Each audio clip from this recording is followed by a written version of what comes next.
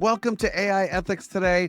I'm Jess Todtfeld, joined always with my co-host, Dr. Bruce Weinstein. And today we have some big stories. Bruce, you ready? Let's go.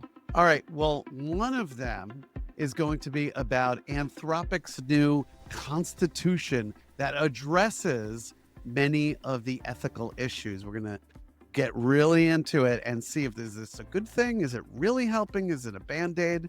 You'll have to find out. Also, Amazon is laying off 16,000 employees, at least today, as AI battle intensifies, according to the headline that I'm reading over here. And if they're using AI to better their business, is it ethical that it's affecting jobs? We're going to talk about it. And then finally, to keep AI out of her classroom, this high school English teacher went analog. So we're going to talk about the ethics of AI and classrooms. All right. So, Bruce, let's start with Amazon. Thoughts? I was struck by the news reports about Amazon's layoff because the CEO, Jassy, his last name, says the following: "We will need fewer people doing some of the jobs that are being done today and more people doing other types of jobs," he bluntly admitted. So, how do we know what the other jobs should be? Now, if you were working for my company, Jess, what would be the most obvious way to find out what you would be qualified for in addition to the one or instead of the one that you had been hired to do? I could put my resume into ChatGPT or whatever one they prefer and say, what else am I qualified for? Or I could look through their listings of jobs and see what appeals to me. Did I miss something? Well, that's a pretty high tech way. I was thinking more low tech. Andy Griffith Mayberry. Yeah.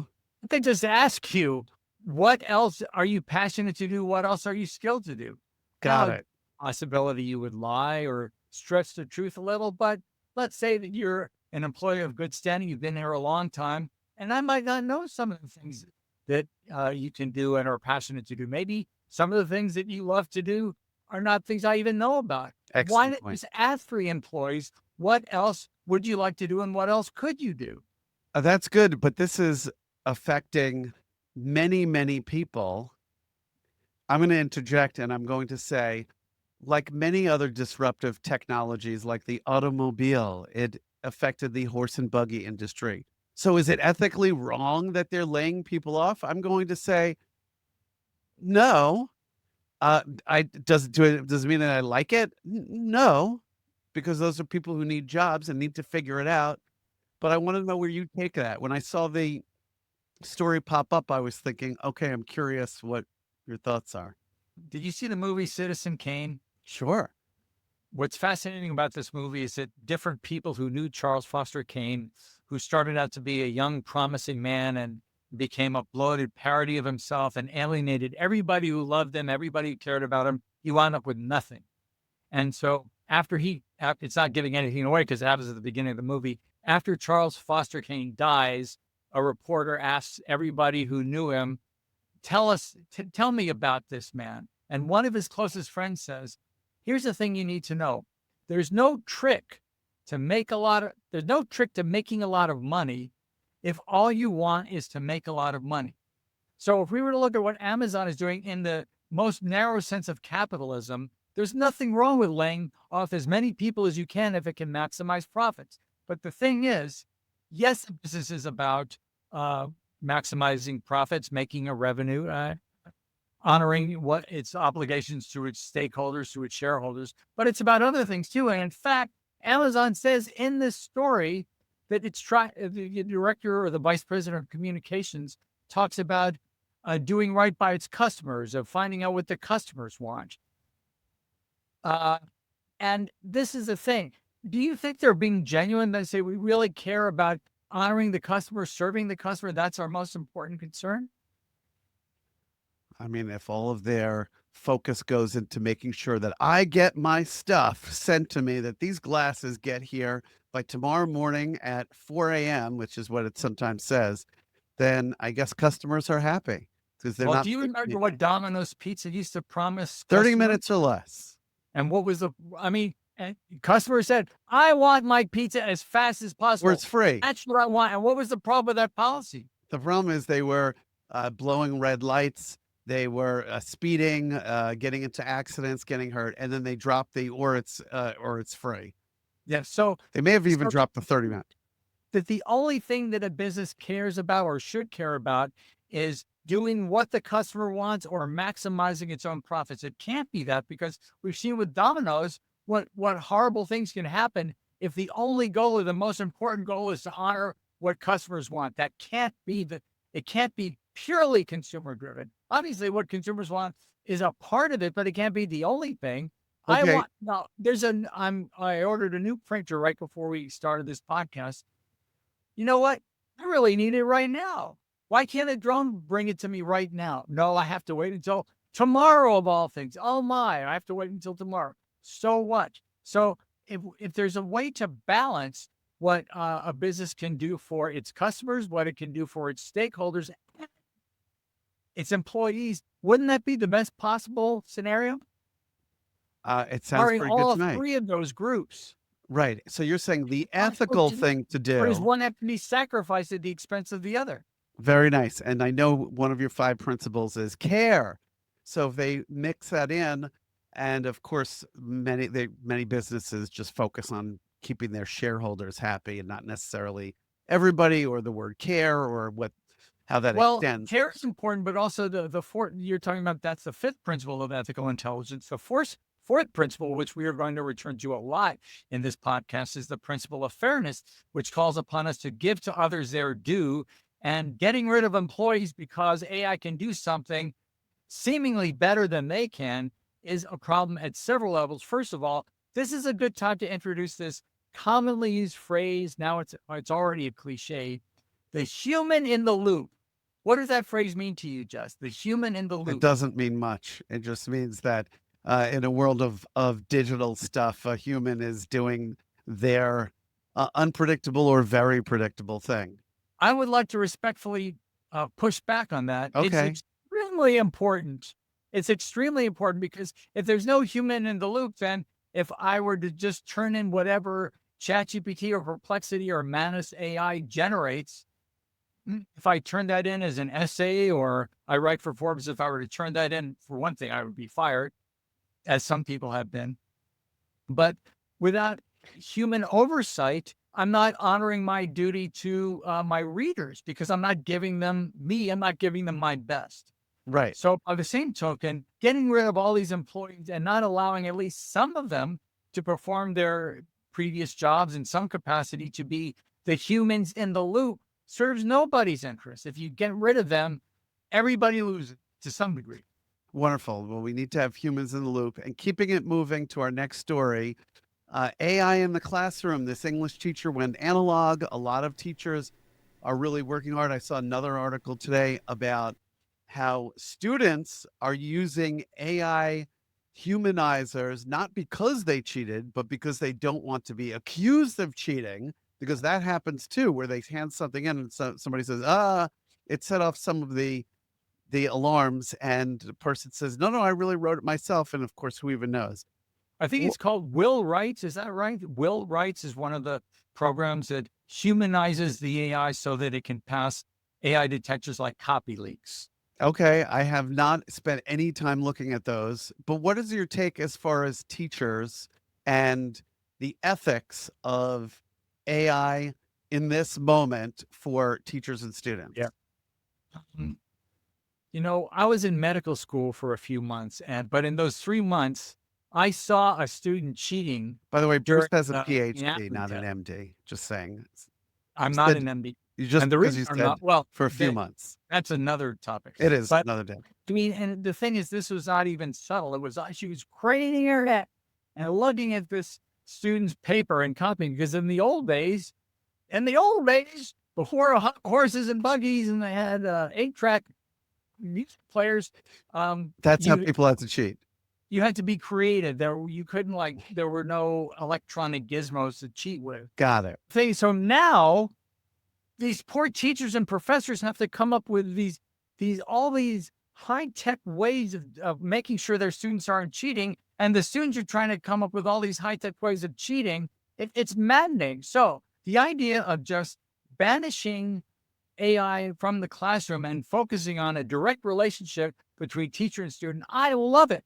I love it. Not just because the past is always better than the present, but because the essence of education is the human connection between teacher and student. And this is the best way to do it. Now, another great way to make sure that students aren't using AI to write essays is to have them write the essay right there in the classroom. Right. Much harder to cheat that way. To flip things over. And that seems to be the prevailing way. You and I have talked about it in a couple of our courses. By the way, people want to get a special rate or discount, highcharacterleadership.com/courses.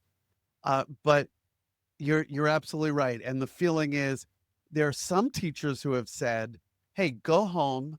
You're going to have to write this paper. You want to do a back and forth with ChatGPT or one of them to get a sense of what could be in there. Okay, do that. So you have a sense of what you think works and what you think. And I'm going to tell you, this is the formula for how you would write it. But when you're going to come into class, you need to know how to piece the answers together. And I think that can work sometimes. I guess if a teacher had said, I need you to read this book and then write the paper, and they basically said, no, I'll talk to Chat GPT about it for 15 minutes and have a back and forth. What's in this book and what do the characters do and what happens here? Then what should I basically say? There are lots of ways around it. And humans are also built, I think, the path of least resistance. If you're weight training, your body will actually tilt in certain ways to make it a little bit easier. So our brain sometimes tries to figure out an easier way. So would a student, I was going to say a kid, but students are lots of different ages. Would a younger student say, well, it's easier to do this? I think they probably would. In our day, back in our day, when calculators were, newer and more accessible, a teacher said the same thing. You and I talked about this in one of the courses. And here's the shift. When my kids came along, they said, well, we can use these scientific calculators and really go deeper. Of course, that's after they were in elementary school and had to learn the basic building blocks. But then they were able to really go deeper and had to understand exactly what they're doing. This is all going to be figured out. But I agree with you, which is they could do something at home. They're going to have to write it in the classroom. And I'm going to add this last piece where I debate myself. I was thinking about this before our chat today, which is I wonder as time goes on, if the machine becomes so good at writing something for us. I mean, it's part of the human experiment. You and I both have books that we have written ourselves. And I wonder if there's going to be as much of a need or, why bother? We don't wash clothes on a one of those big things that they rub clothes back and forth on. Is it going to be something that there's less of a need for in the future? Wait, there's going to be less of a need for books, you're thinking? For writing? No, for being a writer, for writing. I see. Because things are shifting toward the visual medium rather than the written medium? No, because we could ask the chat bot to write it for us, and the human in the loop could say, well, I actually would rather you open with this robot. I want you to go with this second robot. Robot, I don't think you're talking about this other study. Why don't you go research that and get back to me in 5 seconds? There's a time for AI and there's a time for human in the loop. And it goes back to a great song sung by Kenny Rogers, written by Don Schlitz, called The Gambler. And the chorus, as you know well, Jess, is you got to know when to hold them, know when to fold them, know when to walk away, and know when to run. That actually is the best summary of Aristotle's idea of practical wisdom that I've ever seen. Because there is a lot of value to AI. There's absolutely a lot of value to it. But our lives can't be merely based on that, because everyone will be much poorer for it. And if at Amazon, AI takes over so many of these jobs that it ends up doing a worse job in some of these areas where human beings excelled, who wins in that situation? Right. And a conversation for another day. If all jobs go away and they go to robots and go to chatbots, and there are very few left and they have to go to what is it? Automatic basic income. I forgot what it is. Universal basic income. Humans need a purpose, and governments have to pay attention. Have people having jobs gives people purpose. It'll be a problem for society. We'll have to chat more about that next time. Wait. Because have you heard these podcasts that are AI generated? They sound like human beings Yes. having, and you fed it some prompts beforehand. And in fact, a member of the harmonica community that I'm a member of presented this to the group and hadn't mentioned that it was an AI podcast. And I was listening to it and I thought, how did these disc jockeys know so much about 1930s blues harmonica? And then, of course, they didn't, because they weren't people. Yeah.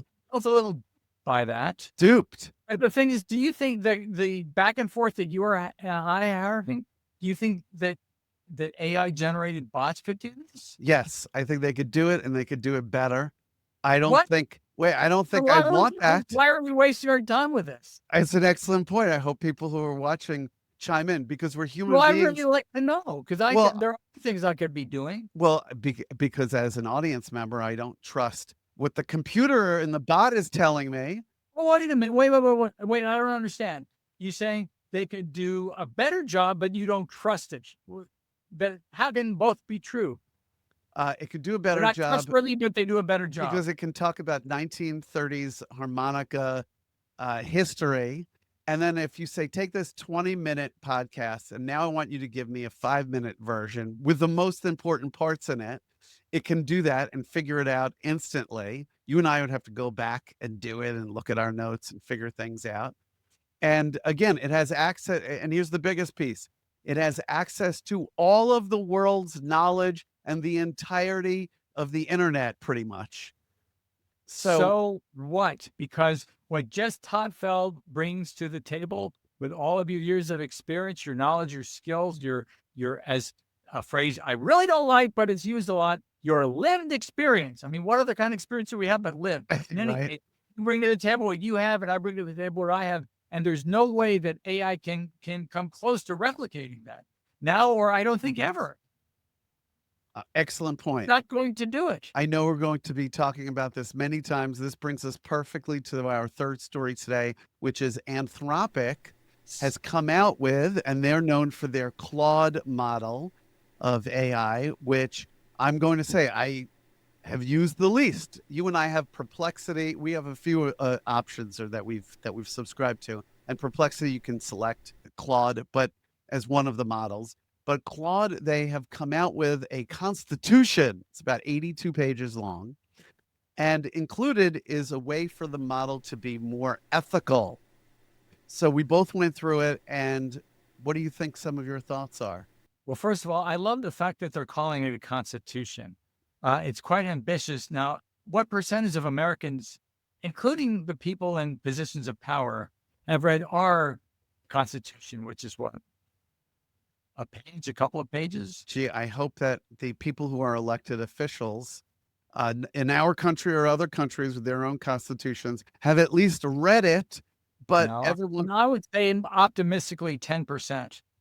and sometimes it's obvious that some people have not Yes. read it. So Excellent this point. document, which is 80 plus pages, no one's going to read that, including the people at this company. But that aside, at least they're making a good faith effort. But I'm troubled by some of the language that they use. So last week, we opened by looking at the language associated with AI flop.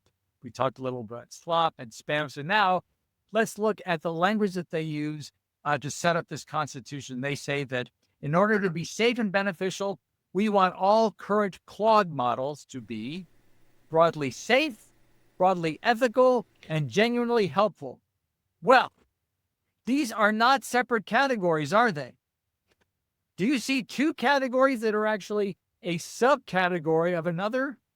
They made three separate categories, but two of them are a subset of the other. So is ethical what they should all fall under? Absolutely. Right. Being safe. We talked about the very first principle of ethical intelligence. Do no harm. This is why they need to hire us to help to help them draft these things, because if they actually had someone trained in ethics behind this, which they obviously didn't, they wouldn't make this basic linguistic and philosophical mistake. And words matter, and how we use them matters. So to be broadly ethical, to be ethical means to be safe, means to be helpful. The first principle of ethical intelligence is do no harm. That means that the first commitment is to make sure that this thing is safe. And then the second principle of ethical intelligence is to make things better. That means to make it genuinely helpful. Then there are other ethical responsibilities associated with being ethical: to tell the truth, to honor confidentiality, to keep promises, to be fair, to care, all of which we're going to go over and over and over in this podcast series, and all of which we go through it over many times in our courses. But to throw in be ethical as just one of many things that this Constitution would be, is doing a grave injustice to the topic of ethics. It's just a misunderstanding of ethics 101. Excellent point. If a first-year student at college submitted this, I would say, you got to rewrite this. I can't pass you on this. Right. And you still have your glasses on, which are shiny, by the way, because you asked me. And people who are listening on the audio version don't notice. I think it's an excellent point, and one I did not pick up on. That's why you're Bruce Weinstein, the ethics guy, Dr. Bruce Weinstein, the ethics guy. And people could find you by Googling. And I noticed also on there, I mean, one thing that I did like is they said that it's like a living, breathing, not just document that is out there for themselves, but a way of programming the AI models that they're putting out so that they can keep adjusting to meet this new criteria. At least they have a criteria. Not saying that the others don't, but as you and I brought up earlier in this podcast, when you have organizations that are really more focused on stockholders and meeting certain dollar amounts every quarter, it's something that they can bulldoze over often, and obviously that they shouldn't. And I'm just going to add this piece to it, which is looking at each of the companies and saying, what is their business model is an important piece. Because if advertising, which now OpenAI, ChatGPT, they're adding advertising in addition to subscriptions, and they're saying, oh, we're not giving your data away, but they might change their mind and do it in such a way that it's customizing or following us around the internet. And others say Apple wants to sell their electronics, their gadgets, as opposed to advertising. So I feel a little more comfortable over there because as long as I get the next gadget, they're, I guess, leaving some of it alone. So anyway. Wait. Yeah. No, I just to build on what you just said. All right. I have noticed a turn for the better in these AI models. And actually, thanks to you, not only do I have a subscription to ChatGPT, but I also have one to Perplexity and one now to Manus AI. I'll give you 5 more later. Yeah. Oh, but recently with Perplexity, I needed to figure out the chord sequence to a song, and so I asked it to help me, and it said, "Well, I can only do one chorus, like the first 12 bars. Anything more than that is a copyright violation." That's new; it never did that before. So there seems to be some movement, some progress toward some kind of ethical ideal or some kind of aspiration to do better. There's this tug in many different directions where you say, but I'm not trying to abuse the copyright. I just want to do something creative just for me and not for the general public. And I'm not going to tell you the workaround because I don't want people copying. Yes, I know you discovered something that you could see, get it to do more. And that's what a lot of people, and you and I should be testing to see the limits of what it can do. Yes, but I don't want to publicize it. Right.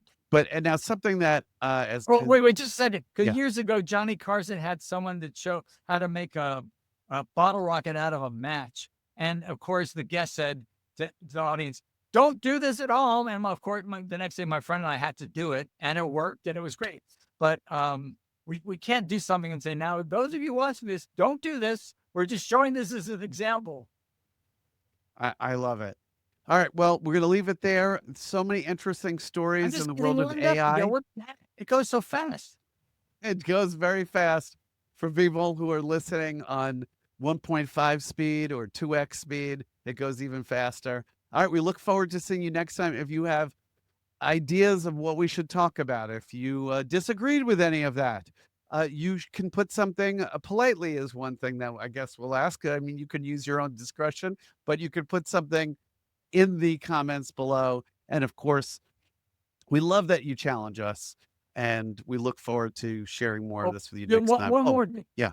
So a viewer from Asia last week answered the question that I posed. I said, I'm pretty sure that I read that the iPhone listens to us even when it's turned off. And this person from Asia confirmed that that is the case, at least in Asia. That was great. And now I know a lot of times these companies say, no, no, it's not listening to you. And then if you mention skiing, all of a sudden, which I'm going to say next to my phone, skiing, that it'll start to give you ads for skis and boots and vacations and all that.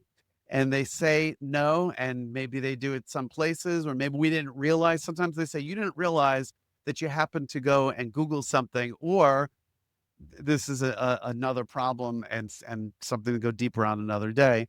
But when you search for something on Facebook, they'll follow you around the internet. And now TikTok, which is now run, the American version is run by Americans, has less restrictions of what they can do with your data, and that you have to go on your iPhone and turn off that they can follow you around. And I'm not using the right terminology since we weren't planning on talking about this, but there's some issues there as far as privacy and advertising. But I think if we're going to tie a bow on it, Bruce would say they should do the ethical thing. And if you want to know all the deep dive on all of the principles, you should go to highcharacterleadership.com/courses. We'll give you a special deal on checking out one of our many courses. All right, Bruce, with that, I think we did it. Thank you, Jess. That was great. I'll see you next time.